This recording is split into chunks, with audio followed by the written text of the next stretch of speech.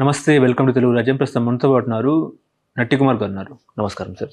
ముఖ్యంగా నిన్న జగన్మోహన్ రెడ్డి ప్రెస్ మీట్లో ఆయన ఏమన్నారంటే మళ్ళీ బయటకు వస్తా, పాదయాత్ర చేస్తా, సీఎం అవుతా అన్నట్టు కూడా ఆయన మాట్లాడారు. 2 ఏళ్ళు కావస్తా ఉంది, మహా అంటే ఇంకా 3 ఏళ్ళు, ఆ తర్వాత ఖచ్చితంగా ప్రజల్లో ఉంటామన్నట్టు మాట్లాడారు ఆయన. మీకేమనిపించింది? జగన్మోహన్ రెడ్డి మళ్ళీ సీఎం అయ్యే అవకాశం ఉందా అని అంటే ఏం చెప్తారు సార్? 3,000 ఓట్లు వచ్చిన రేవంత్ రెడ్డి గారు సీఎం అవ్వలేదా? ఒక్క సీటు కూడా లేకుండా మొత్తం టోటల్గా అన్ని సీట్లు టీఆర్ఎస్ కబ్జా చేసేసిన కాంగ్రెస్ సీఎం అవ్వలేదా? గవర్నమెంట్ రాలేదా? 23 సీట్లు వచ్చిన చంద్రబాబు నాయుడు గారు మళ్ళీ సీఎం అవ్వలేదు 164 సీట్లతో. అంటే 3 సీట్లు ఉన్న త్రిపురలో బీజేపీ సీఎం అవ్వలేదా? అంటే ఇవన్నీ రాజ్యాలు ప్రజలు ఏ విధంగా ఎప్పుడు ఏ నిర్ణయాలు తీసుకుంటారో మనం చెప్పలేం. సాధ్యం కాదు అనేది కాదు, కానీ అసాధ్యం కాదని చెప్పగలుగుతాం. అసాధ్యం కాదు, ఎందుకంటే పట్టుదలతో పనిచేస్తే 10 సంవత్సరాలు ఆయన జనాల్లో ఉండి సీఎం అయ్యాడు 2019. ఆయన చేసిన తప్పులు, ఆయన చేసిన పాపాలు ఆయనకి 11 సీట్లు తీసుకొచ్చింది.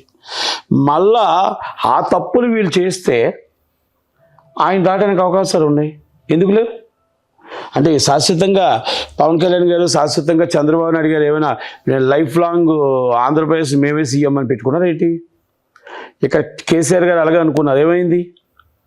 సీన్ రివర్స్ అయింది. ఎప్పుడు కూడా ప్రజల్లో మమేకమై ప్రజలతో మనం ఉండి ప్రజల బాధలు కష్టాలు చూసిన దాకా మనల్ని ఎప్పుడు ఆదరిస్తారు ప్రజలు. చంద్రబాబు నాయుడు గారు ఏ రోజు కూడా ప్రజల కోసం ఆలోచిస్తాడు. అయితే అది ప్రజల దగ్గరికి ఫలాలు వెళ్ళట్లేదు, ప్రజల దగ్గరికి ఆయన చేసిన కార్యక్రమాలు వెళ్ళట్లేదు, ప్రజల దగ్గరికి ఆయన చేసిన అభివృద్ధి కార్యక్రమాలు వెళ్ళట్లేదు. ఇది వాస్తవం, ఒప్పుకోవాలి.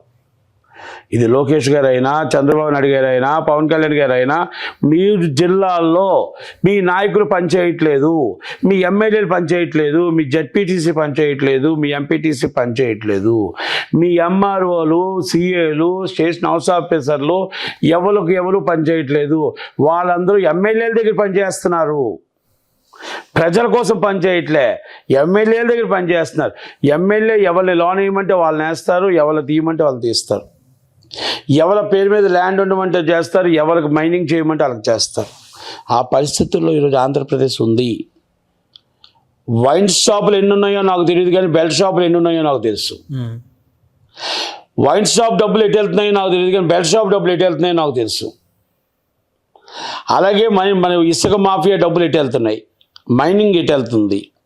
ఇవన్నీ చంద్రబాబు నాయుడు గారు, లేకపోతే మన లోకేష్ గారు, మన పవన్ కళ్యాణ్ గారు చూసుకోవాలి. మన అక్రమ రవాణా బియ్యం అన్నాం, అక్రమ రవాణా ఇసుక అంటున్నాం, అక్రమంగా బెల్ట్ షాపులు అంటున్నాం. మనం మొన్నటిదాకా జగన్మోహన్ రెడ్డి గారిని ఒక మాట అన్నాం, liquor king, liquor scammer, liquor boss అన్నాం.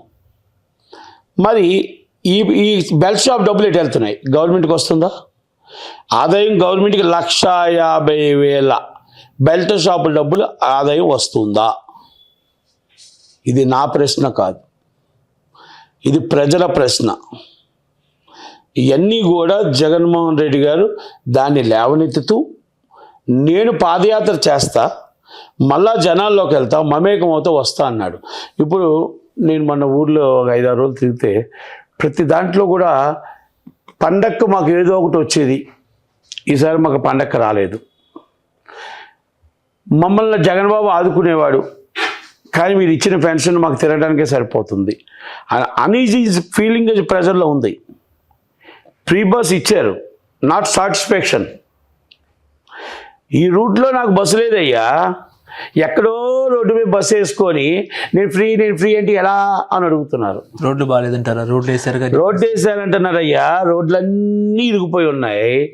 మాకు బ్రిడ్జి ఇరిగిపోయిందయ్యా, వడ్డాది బ్రిడ్జి. టూరిజం అంటారు, ఆ వడ్డాది బ్రిడ్జి ఇరిగిపోయిన తర్వాత టూరిజం ఎక్కడ ఉంటుంది అయ్యా అని అడుగుతున్నారు. మా నోట్లో మట్టి కొట్టి షుగర్ ఫ్యాక్టరీ మూసేశారయ్యా అంటారు. అంటే ఇవన్నీ నట్టి కుమార్ మాట్లాడట్లా, ఇది ప్రజలు మాట్లాడుతున్న మాటలు. ఆ మాటలు వినటానికి అనిత గారికి నోరు రావట్లా. అందుకే అనిత గారు సెక్యూరిటీ పెట్టుకొని నవ్వుతూ హాయ్ హాయ్ అనుకొని వెళ్ళిపోతున్నారు. మన ఆయన నరేంద్ర గారు ఆయన రవీంద్ర గారు వస్తారు, ఇన్ఛార్జ్ కొల్లి రవీంద్ర గారు, అది కొల్లి నరేంద్ర పేరు ఉంది, వచ్చేసి ఆయన వస్తాడు. వచ్చి అద్దం కూడా దించడు. అద్దం దించని నువ్వే రాజకీయ నాయకుడివి? ప్రజల్లోకి వచ్చి ప్రజలతో మాట్లాడి ప్రజల పాదం తెలుసుకోలేనుడు నువ్వు రాజకీయ నాయకుడువా? నువ్వు ఏసీలో కూర్చొని ఏసీలో మాట్లాడుతుంటే నీకు తెలుస్తుంది రాజకీయం కోసం. అంటే ఇవన్నీ కూడా మైనస్లు ఉన్నాయి టీడీపీ అండ్ జనసేనకి.